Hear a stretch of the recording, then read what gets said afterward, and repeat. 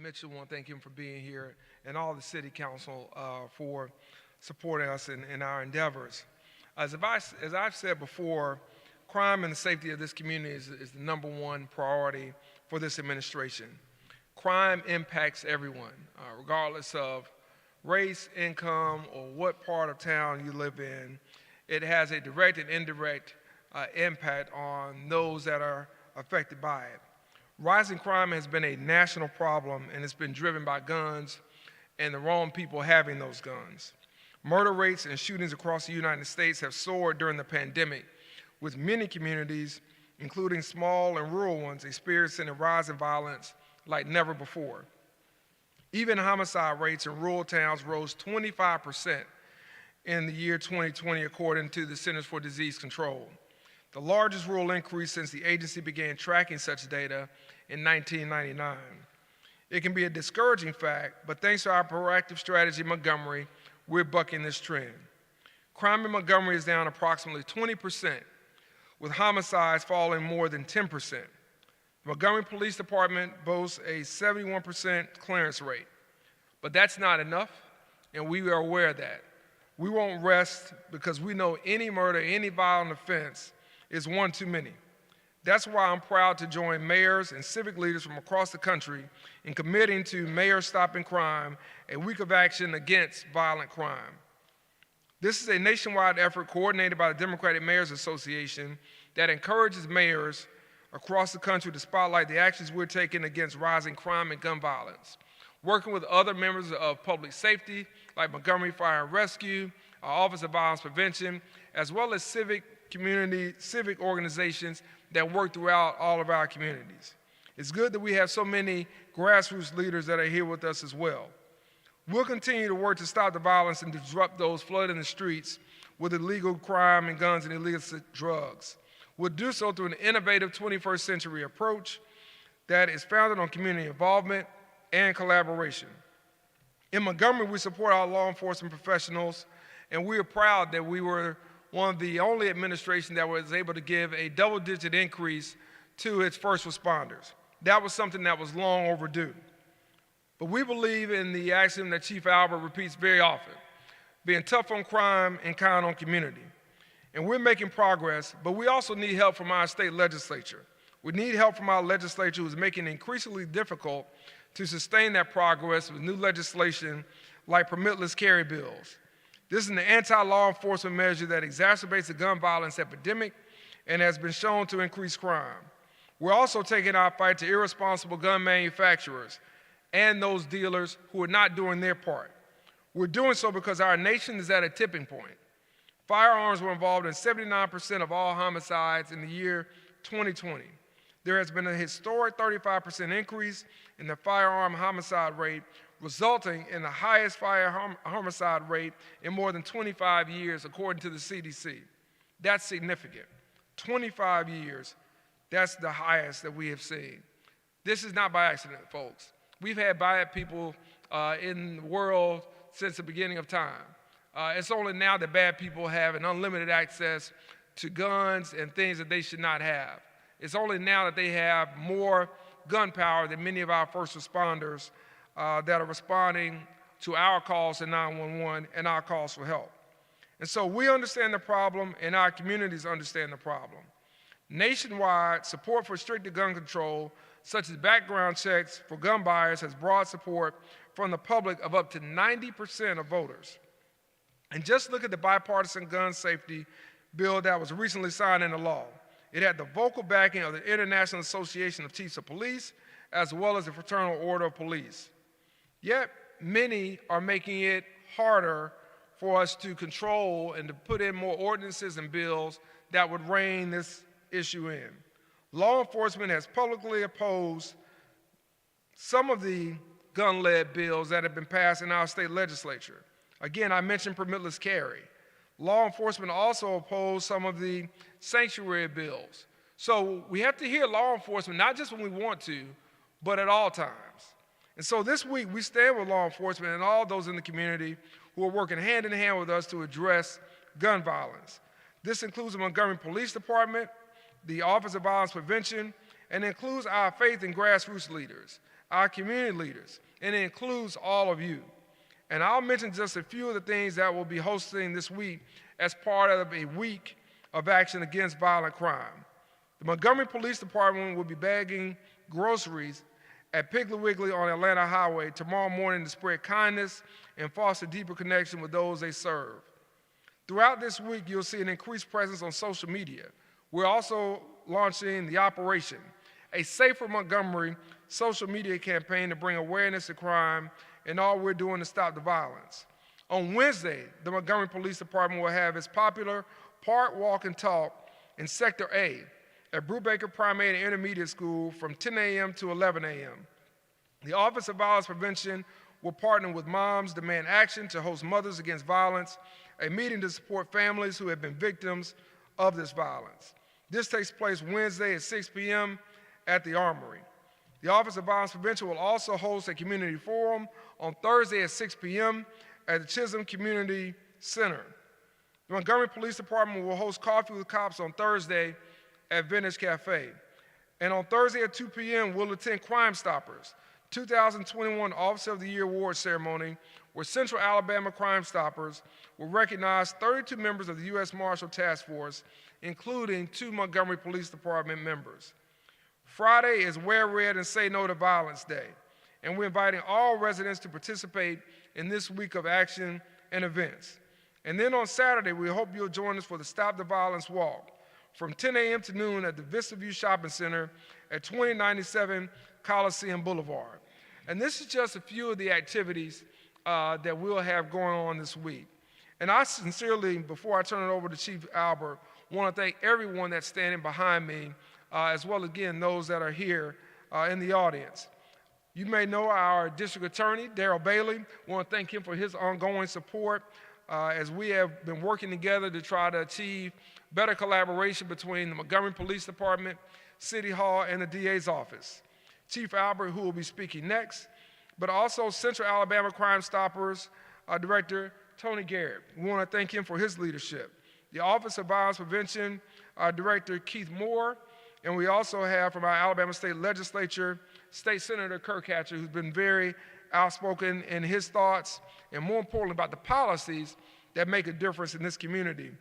We want to thank all of them for their involvement and for their leadership, and again, all of you that are here to support this endeavor. With that said, we'll continue with Chief Albert, and then we'll have closing remarks and Q&A once the speakers have said their thoughts and their ideas and made their statements on this topic. Chief Albert.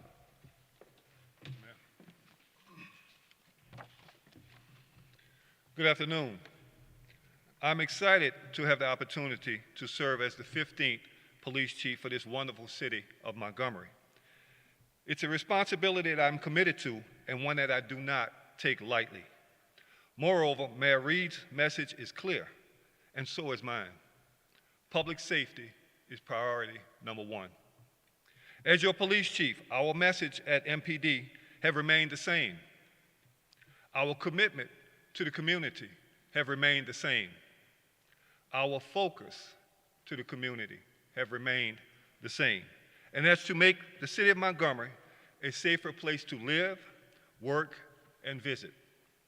We have built meaningful partnerships with local, state, and federal partners, but our most valued partner is the community.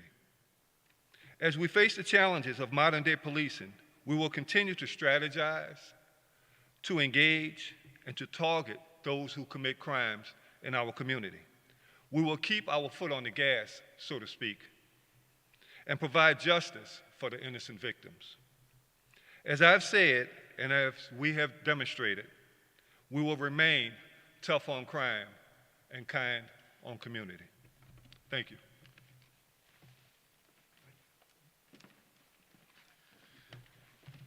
Thank you, Mayor, for hosting this. I think this is really a unique opportunity for this whole community to focus on the plague of violence that we have experienced in Montgomery. And I appreciate everything that the mayor has done through his office to support the district attorney's office and the judicial system in helping hold these offenders accountable.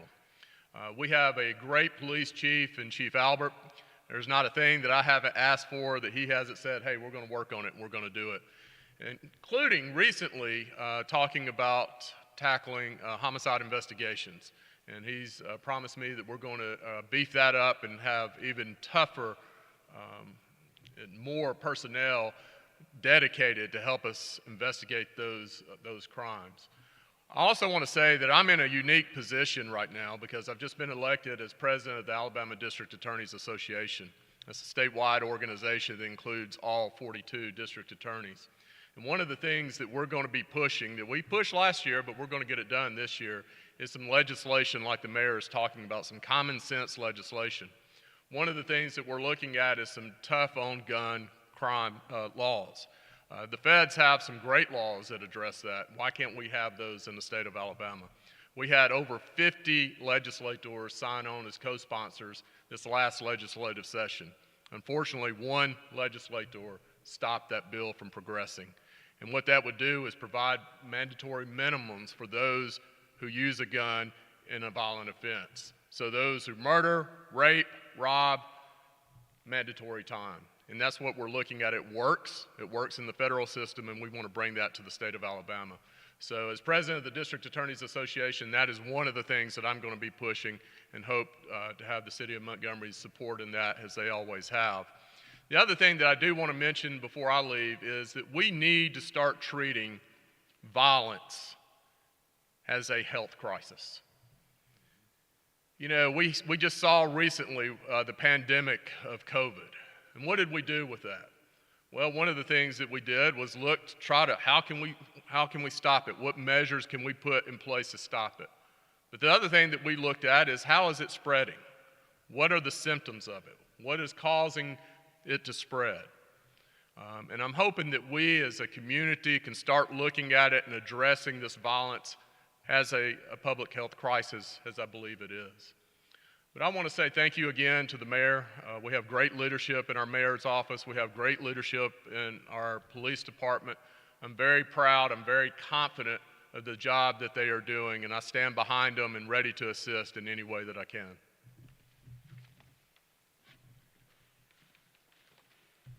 Good morning.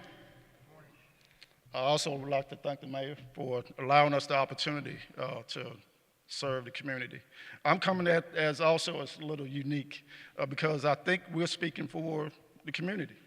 We serve as a resource to law enforcement, where of course they send us their unsolved crimes, their cases, fugitives that are wanted, and we put that out to the media, and we're looking for community involvement. So that community involvement, that makes Crime Stoppers your program. So anytime that you see something, hear something, you now have a resource to call and complain. Sometimes it may be an issue that may not be police related, but may have an effect on the community. It's your job to say something. If you don't have the opportunity to find out the right person, you can use Crime Stoppers. It's time-stamped, dated. Whenever you call, whenever you download our app and send a message, it goes directly to the people that it needs to go to. When there's a homicide that occurs in Montgomery, and you know something about it, you can call 215-STOP, or you can call, download our app, and you can give us that information. We send over numerous tips to law enforcement, Montgomery City, Montgomery County, and that makes you pretty much important to what they do. I know a lot of people think like it's on television where you see the CSI segment where it's an unsolved crime and they solve it in 1 hour and they use all this technology. No. It takes the community to actually stand up and say, I don't want this happening in my neighborhood. The little elderly female that has people that may be selling drugs and they're doing things, sometimes they don't want to call the police because the police might come to their door, so they'll call us. Sometimes you may videotape something and you don't know where to send that video to. They call us. We're that resource for you. Sometimes it may be chief. I know this doesn't happen in Montgomery, but sometimes you may have saw a police officer do something wrong. Go ahead, call 215-STOP, videotape it, whatever the case may be. It's going to go directly to this man right here so he can correct it. I'm going to sit down, I promise. But I have family members over this weekend, And they wanted to see Montgomery, my Montgomery, because I live in Montgomery. I was raised here in Montgomery as a police officer, retired Montgomery. So they wanted to see my city. I showed them all of the city, and they were impressed. They ate here, they dined here, they were able to be entertained downtown, they were able to see the police officers look good. They were impressed by Montgomery. We're only a little piece away by being historic and being the #1 city in the nation, not just the state. All we need is that community involvement to stand up and step up to what's going wrong and say something about it. That's what I call, on this action a week of action, that's what I call our citizens to do. Stand up, speak out. Thank you. Good morning, and also thank you, Mayor Reed, for this opportunity. Thank all of you for being here. As the Office of Violence Prevention, we're excited to be a part of this week of action. We certainly are pleased to be supporting this action and handling some key functions in this. We believe that with passion and compassion, we can make a better change in Montgomery. And so we work together with you as the community. We are not a law enforcement agency. We are a community-based agency that works with faith institutions and community-based organizations and regular citizens to cause us to have a safer Montgomery experience. So as citizens of Montgomery, we need your help. We want to partner with you. We want you to be a part of this great plan. There was one great order that said that if we love ourselves and we love our brothers as ourselves, then we fulfilled a great command. And so Montgomery, we encourage you to care for yourself, care for our brothers and sisters so that we can have a safer experience of being the citizens of Montgomery. Let's live together in peace and be that city of dreams. And we're always here to assist in any way. Thank you very much.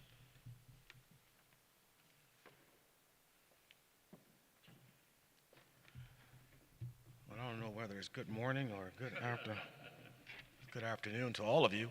I certainly want to add, without a doubt, my appreciation to our mayor, Chief Albert, District Attorney Bailey, our city council persons here, the president, Jen Wright, Johnson, and Mitchell, to all of those who are before me.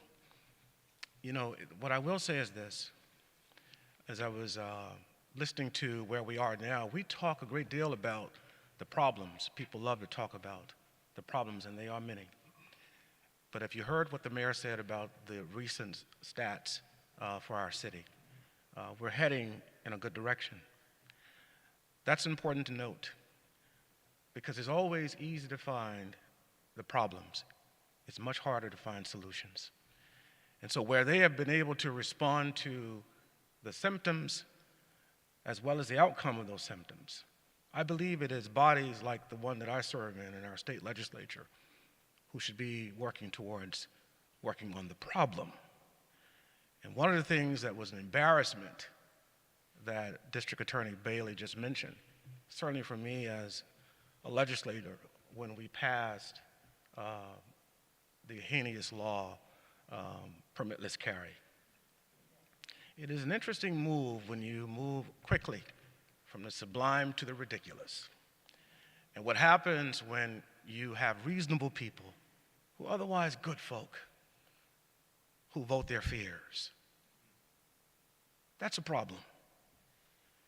And if we don't do our job, then it makes it that much more difficult for our different and various municipalities to do theirs. I would add this. You heard District Attorney Bailey mention, and I congratulate him on his new role. It's going to be a hefty one. I look forward to seeing you in the hallways in our State House. Because one of the things he mentioned is what happens at the federal level. And we've witnessed in our chamber so many individuals who seem to think that the supremacy clause does not exist, that somehow or the other we can create these local laws and it will trump the federal government. Let me say very clearly, it does not. And so the hope is that we will again begin the process. I don't care how often we have to begin that process, over and over again, to say to everyone that every life matters. There are people sitting before me who are the victims of violence, whether it's gun violence or any number of things that have happened, that for the most part, they are individuals who are constantly saying to us, certainly as publicly elected officials, do your job. Protect our folks. Protect lives. Value other folks' property. That is the commitment, so that we will be able to continue to do the work that I think really will help us to be able to live in a city where my mama does not feel afraid to walk down the streets in the neighborhood where I was born and raised, where Miss Essie feels safe in being able to do her daily run and work in her garden, where the babies on the street who still every now and then get out and ride a bike as opposed to playing with their video games will be safe in doing so, and that none of us, I don't care where you live, none of us are free until we make that happen, that every person feels a sense of safety in our community. I believe we can do it. I believe we have the leadership to get us there. It's just going to take us, and I'm one of those believers in the power and possibility of prayer that will get us to that place. But faith without works, all the folk in the room know is dead. Thank you so much. Thank you to all of you. I want to thank State Senator Hatcher for his leadership in the legislature and certainly working with us on these bills. Also, our friends at the county, Sheriff Cunningham has been very outspoken from his platform as well about opposing some of the legislation that has been brought about recently in legislatures, not just in Alabama, unfortunately, but throughout this country, which is why mayors across this nation are concerned. And this is one of the symbolic ways just to bring visibility to what we do every day. And I know people will say, well, why just a week? This is the work we do every day. This is the work that many on the ground do every day. This is a week to spotlight what is done. And so this is not to be mistaken for a week on and the next 3 weeks off. There's never a minute, an hour, or a day that is off for our first responders or for us who are getting the calls about what's happening in this community. And while I'm certainly happy, if you will, relieved, maybe a better word, that we are trending downward in our numbers, we know that there's still a lot more work to do. We know that takes collaboration. We know that means we have to invest in our community. We have to partner with our schools. As Councilor Mitchell has pointed out, Councilor Johnson has pointed out issues around our parks and recreation. We have to do things throughout this community, and we have to make sure that we support our first responders. I certainly want to thank, as I close and open up for any questions for anyone that is standing up here, to members of the press. Moms Demand Action, we're working with their organization as well here locally, as well as nationally, with Everytown as Mayors Against Illegal Guns. I was honored to be one of, I think, 12 mayors or so that was invited to New York City with the mayor, Eric Adams, to talk about things that we could do to really hold the gun manufacturers and gun dealers accountable in their lack of safety and efficiency of what they can do with their products. And there are a lot of things that can be done better on that end of the paradigm before it even gets into the wrong person's hands. So thank you all for what you do, and thanks so many other groups as well that really help out and really help the community come together and do things that we in government, we in City Hall just cannot do. So we thank you as well as the faith leaders, and again, so many of the neighborhood captains and leaders and the everyday young people who are helping us in social media, helping us on the ground, trying to do the right thing, even as they go back to school. So it really is a team effort, and it really is something that we're really glad to drive that point home, that whatever you see in terms of positive trends it's not final, but is a result of a collaborative effort of those that are in uniform, those that are not, those that are in government, and those, more importantly,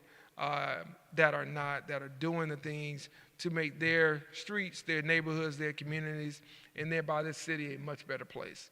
So with that said, I will open it up for any questions you may have for anyone that's standing up here, to any members of the press.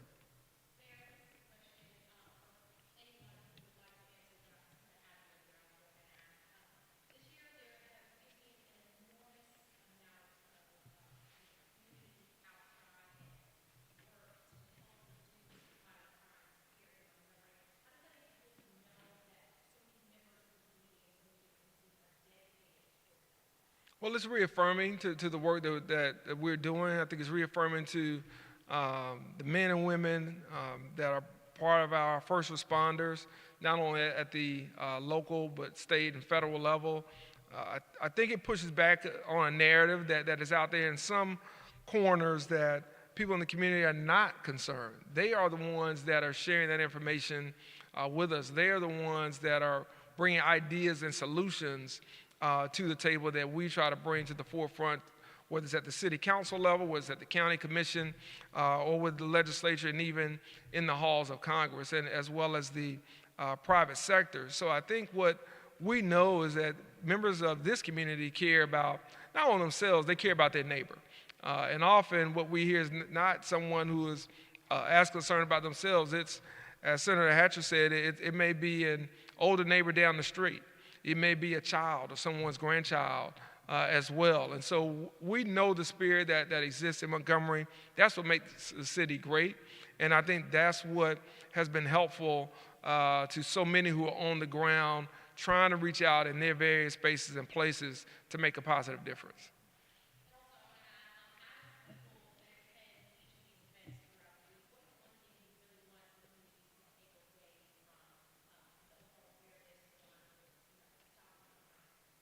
Well, I think that it takes all of us. I think if there's one takeaway, there's no silver bullet solution for this. There's a panacea for it. Everybody would have had it, would have used it. If it was like the booster shot they gave us for COVID, then we would have taken that shot. We have to utilize all the tools in the toolkit that we can, and everybody has to be involved. It really is a community effort. We can't do it without their help.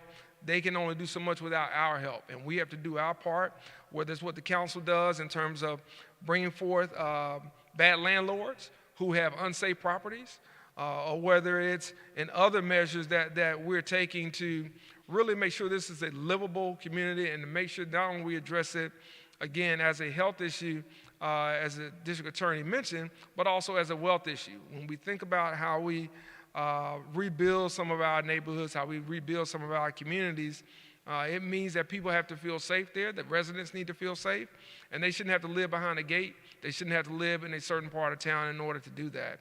And so the takeaway is, in order to get to that place, we need people on the ground playing their part.